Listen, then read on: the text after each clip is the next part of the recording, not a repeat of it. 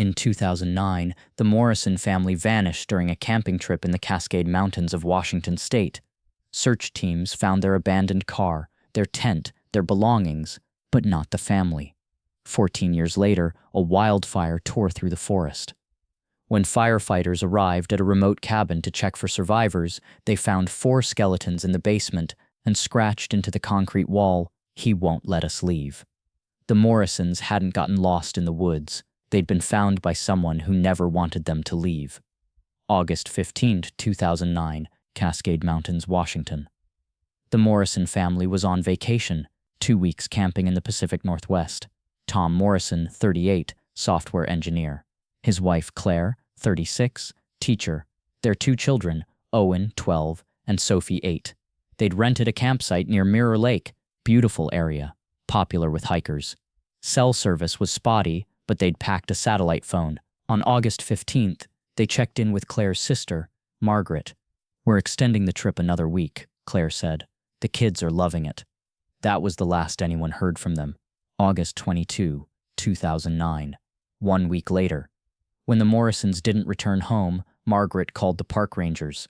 Rangers found their campsite intact, tent still standing, food stored properly, car parked at the trailhead, keys inside. But the family was gone. Search and rescue deployed 50 volunteers, helicopters, search dogs. They combed 40 square miles of forest, found nothing. August 15th, 2009, late afternoon, the Morrison family hiking, Owen leading, Sophie trailing behind, Tom taking photos, Claire pointing at birds. They stop for water. Sophie sits on a log. "I'm tired," she says. Tom checks his map. There's a cabin marker half a mile ahead. "Maybe we can rest there." Claire hesitates. "Is it occupied?" "Probably abandoned. Most of these old cabins are." They keep walking. The trail narrows, trees thicker, light fading. Then Owen points. There it is, a small wooden cabin. Windows dark, no smoke from the chimney. Tom approaches the door, knocks. No answer. He tries the handle. The door opens. That was the moment everything changed. The official investigation concluded the Morrisons had gotten lost, succumbed to exposure. Despite extensive searches, their bodies were never found. The case went cold. For 14 years, Margaret Morrison refused to believe they were dead. She kept searching, kept hoping, until August 2023, when a wildfire changed everything. The Cascade Fire burned 12,000 acres in 3 days. Firefighter Luis Ramirez was checking remote cabins for survivors when he found a structure still standing. Old wooden cabin, smoke damage but intact. He kicked open the door, smoke inside, but something else too, a smell that made his stomach turn. Luis radioed his team, "I need backup, and I think I need police." August 18th, 2023. The Cascade Fire had burned everything in its path, except this cabin. Luis Ramirez noticed it immediately, a small wooden structure standing alone in a sea of ash. "How did this survive?" his partner asked. Luis checked the perimeter. Behind the cabin, a creek bed, rocky terrain, natural fire break. The fire had jumped over the creek, consuming the forest on the other side, but sparing the cabin. Almost. The roof was charred, windows blown out from heat, walls blackened with smoke damage. But the structure stood. What the fire did do, it burned away the dense forest that had hidden the cabin for decades. Trees that once surrounded it were now ash. The cabin was now visible from the air, something searchers in 2009 would never have seen through thick canopy. The basement, concrete and stone, underground. The fire couldn't reach it. The trapdoor was steel, warped from heat but intact. Everything below, the sleeping bags, the bones, the scratched messages remained preserved. "Lucky the basement didn't collapse," Luis's partner said. Luis looked at the trapdoor, at the smell coming from below. "I don't think lucky is the right word." Detective Sarah Kim arrived at the cabin 2 hours later. Washington State Police, Missing Persons Unit. She'd worked the Morrison case back in 2009. Never forgotten it. The cabin was small, 1 room, fireplace, wooden table, 2 chairs, and a trapdoor in the floor. "Down there," Luis said, pointing. Sarah opened the trapdoor, stairs leading to darkness. She descended with her flashlight. The basement was 10 by 12 feet. Dirt floor, stone walls, no windows, 4 sleeping bags arranged in a row, and in each sleeping bag, skeletal remains. 2 adults, 2 children, against the far wall, scratched deep into the stone. He won't let us leave. Please, someone find us. Day 47, we're still alive. God help us. The messages covered the entire wall, dozens of them, scratched with something sharp, getting more desperate as they progressed down the wall. Sarah's hands were shaking. She'd been searching for this family for 14 years, and they'd been here, in this basement, the whole time. She climbed back up, called her team. I found the Morrisons, all 4, deceased. I need forensics, crime scene, and find out who owns this cabin. While waiting for her team, Sarah searched the cabin's main room. In a drawer, Polaroid photographs, dozens of them. The first photo, the Morrison family, standing outside the cabin, smiling, holding up a fish Tom had caught. The back of the photo, handwritten, Day 1, my new guests. Sarah's blood ran cold. They hadn't stumbled on an empty cabin. They'd walked into someone's trap. Sarah Kim had been a detective for 15 years. She'd worked hundreds of missing persons cases, but the Morrison case was different. She'd met Margaret Morrison, had looked into her eyes and promised, I'll find your family. For 14 years, she'd carried that promise like a weight. Every August 15, she'd pull the file, review the evidence, look at the photos, the smiling family, the campsite, the abandoned car, and wonder, where are they? Now she knew. They'd been 3 miles from their campsite, in a cabin that search teams had walked past dozens of times, locked in a basement, starving, dying, while Sarah and her team searched the wrong areas. But Sarah also knew something the 2009 investigation hadn't known. Someone had put them there. Someone had fed them just enough to keep them alive. Someone had taken photos. This wasn't an accident.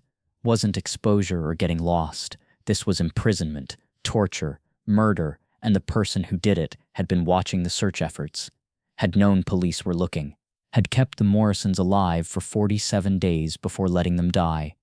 Sarah thought about those scratched messages.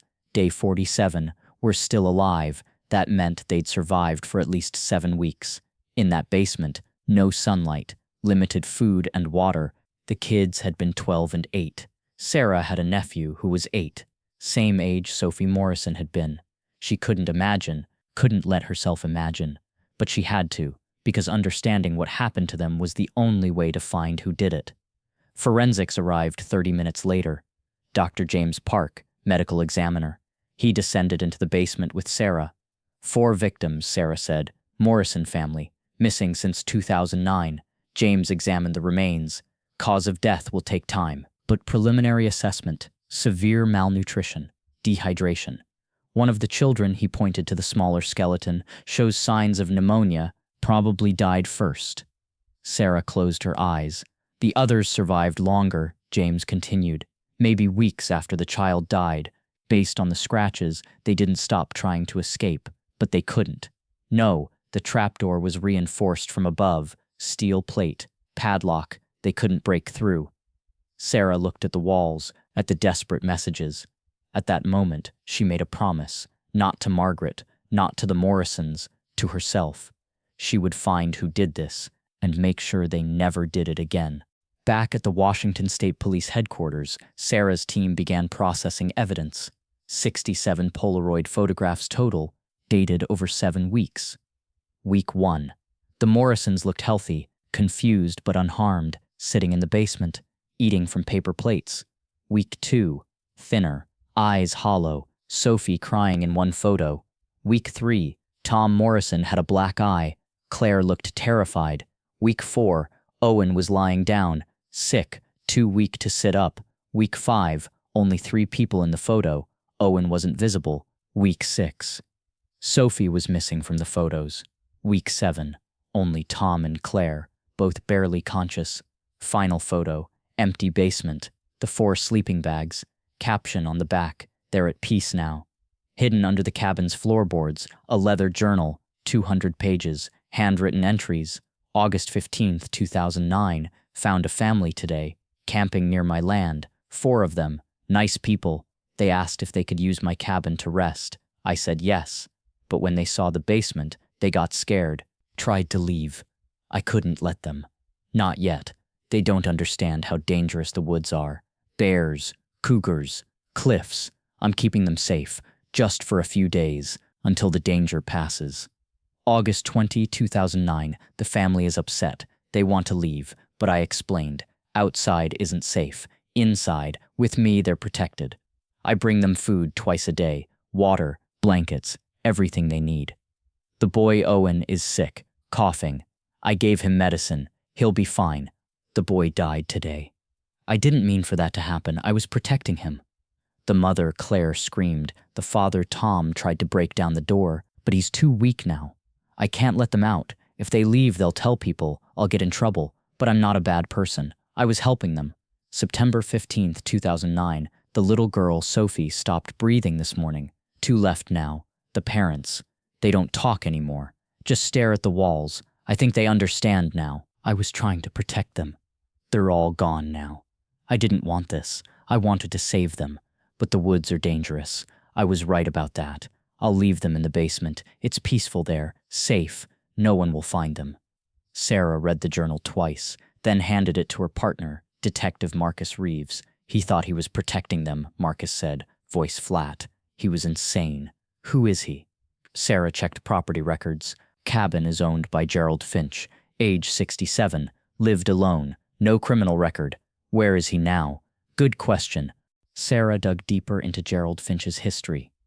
1987, Gerald's wife, Ann Finch, died during a hiking trip, fell from a cliff 200 yards from their cabin. Gerald found her body 3 days later. The fall was ruled accidental, but Gerald blamed himself. I should have kept her home, he told investigators at the time. The woods killed her. After Ann's death, Gerald became reclusive, stopped working, rarely left his property. Neighbors reported Gerald had built extensive fences around his land, posted signs, danger, wild animals. Local wildlife officials confirmed there were no unusual predator threats in the area. 2003, a hiker, David Chen, filed a police report, claimed Gerald tried to force him into the cabin. He kept saying bears were coming, that I wasn't safe. He grabbed my arm and tried to pull me inside. I had to push him away and run. Police interviewed Gerald. He seemed confused. I was helping him. Why did he run? Officers noted Gerald showed signs of paranoid delusions, but found no evidence of violent intent. The case was closed as a misunderstanding. 2005, Gerald was diagnosed with paranoid schizophrenia by a local clinic, prescribed medication, but never filled the prescription, refused follow-up treatment. Town locals knew Gerald as that odd guy in the woods, harmless but strange. He'd warn us about bears that didn't exist, said one neighbor. We just nodded and moved on. No one realized his delusions had turned deadly. Sarah closed the file. He wasn't just eccentric, she said to Marcus. He was severely mentally ill, and no one intervened. Would it have mattered? Sarah looked at the photo of Ann Finch. Young, smiling, dead at 34. Maybe, if someone had forced him into treatment after 2003, if the system had followed up, but they didn't. No, and 14 years later, the Morrisons paid the price. Sarah ran Gerald Finch through state databases. Current address, 847 Pine Ridge Road, 15 miles from the cabin. Still listed as the owner, still paying property taxes. He's still alive, Sarah said. After 14 years, he's still out there. Marcus grabbed his jacket. Let's go get him. 847 Pine Ridge Road was a small house, well-maintained, garden in front, American flag on the porch. Sarah and Marcus approached with backup, 4 officers, weapons drawn. Sarah knocked. Gerald Finch? Police. Open the door. Silence. She knocked again. Mr. Finch, we have a warrant. Open up, or we're coming in. The door opened. An elderly man stood there, thin, gray hair, wearing a cardigan, looked like someone's grandfather. Can I help you? He asked, voice gentle. Gerald Finch? Yes. You're under arrest for the murders of Thomas, Claire, Owen, and Sophie Morrison. Gerald's face didn't change. I see. You found them. Why did you do it? Gerald looked confused. Do what? I saved them. At the police station, Gerald sat calmly. No lawyer, waived his rights. Sarah sat across from him. Recorder running. Tell me about August 15th, 2009, she said. "The day I found the family," Gerald said. "They were camping near my land, lost. The little girl was crying, said she was scared of bears. So you brought them to your cabin?" "Yes, to keep them safe. And then you locked them in the basement." Gerald frowned. "I had to. They wanted to leave. But the woods are dangerous. Bears, cougars. I've lived there 40 years, I know. You kept them locked up for 7 weeks. I brought them food, water, blankets. I took care of them. They died, Gerald. All 4 of them. I know." His voice cracked. "I tried to save them. But the boy got sick. The little girl too. I gave them medicine. But," he looked at his hands, "it wasn't my fault. The woods killed them, not me." Sarah slid a photo across the table. Sophie Morrison, smiling. "Before she died. She was 8 years old. You locked her in a basement until she starved to death. I gave her food. Not enough. You kept them just alive enough to suffer. For weeks." Gerald's eyes filled with tears. "I didn't mean to hurt them. I was protecting them." "From what?" "From the danger. From the world. From everything that could hurt them." Sarah leaned forward. "Gerald, you are what hurt them. You're the danger." Gerald shook his head. No, I saved them. I kept them safe. They're dead. But they didn't get eaten by bears. They didn't fall off a cliff. They were safe. With me." Sarah stepped out of the interrogation room. Marcus was waiting. "He really believes he saved them," Marcus said. "I know. Psych eval. Already ordered. But Marcus," Sarah pulled out her phone. "I found something else." She showed him a file. Gerald Finch was reported to police in 2003. A hiker claimed Gerald tried to force him into the cabin, said Gerald was trying to protect him from bears. What happened? Police interviewed Gerald, noted paranoid behavior, but no charges. Case closed as a misunderstanding. Sarah scrolled further. And in 1998, a couple went missing near that area. Never found. Marcus's face went pale. I think we need to search that cabin again and the woods around it." Margaret Morrison got the call at 3:47 p.m. "Miss Morrison, this is Detective Kim. We found your family." Margaret had been waiting 14 years for that sentence. She dropped the phone, picked it up with shaking hands. Are they alive?" Silence. Too long. "Miss Morrison, I'm sorry, they're not." Margaret had known. Deep down she'd known. But hearing it was different. "Where?" she whispered. "A cabin. 3 miles from where they disappeared. I'm so sorry." Margaret drove to the police station. Met Detective Kim in person. Sarah showed her the photos. The cabin, the basement, the scratched messages. Margaret's hands traced the words on the wall. Day 47. We're still alive. They survived that long. Margaret's voice broke. "Yes. And you were searching for them?" "Yes. We searched for months. But we didn't check private property without warrants. We didn't know about the cabin." Margaret looked at Sarah. "It's not your fault." "It feels like it." "No." Margaret's voice was firm. "The only person responsible is the man who took them." Sarah showed her Gerald's photo. "This is Gerald Finch. He owned the cabin. He believed he was protecting them." Margaret stared at the photo. An old man, gentle face, looked harmless. "He killed my family." "Yes. And he thinks he saved them." "Yes." Margaret was quiet for a long time. Then, "I want to see where they died." Sarah drove Margaret to the cabin the next day. The fire had scarred the surrounding forest. Black trees, ash, but the cabin stood. Margaret walked inside, looked at the table, the chairs, the fireplace. Then she opened the trapdoor, descended into the basement.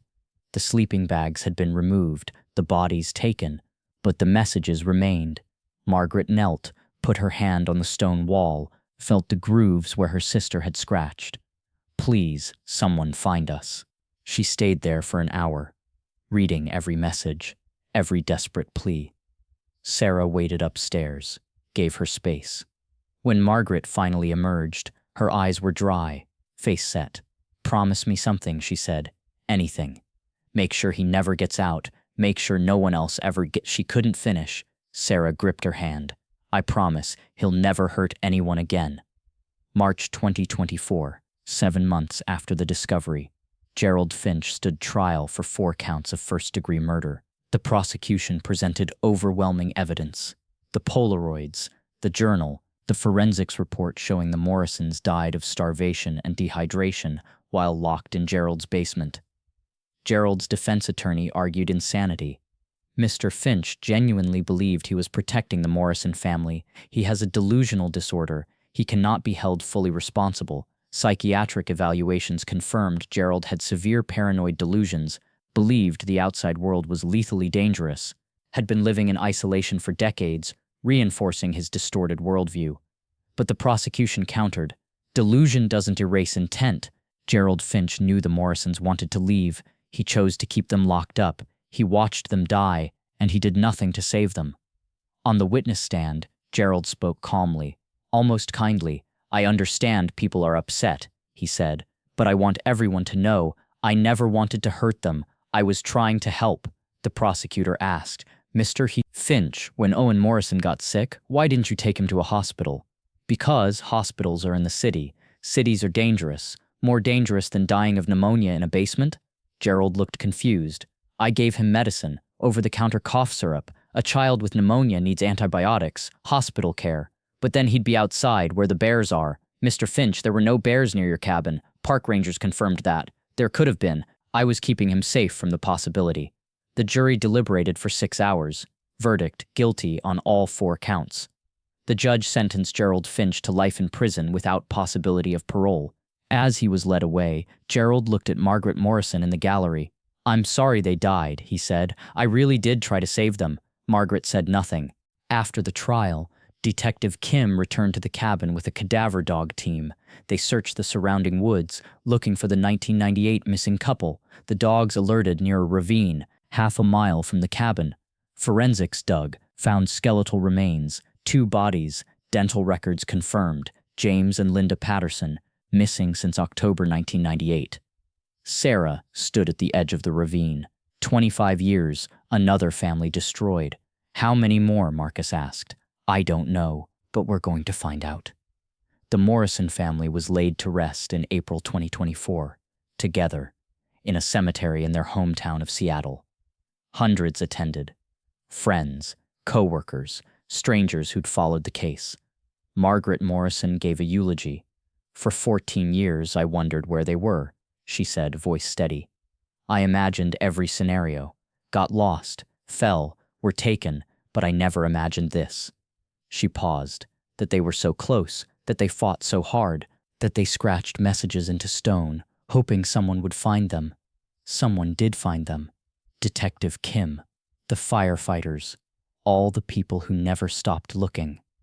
"My family is finally home, finally at peace, and the man who took them will never hurt anyone else."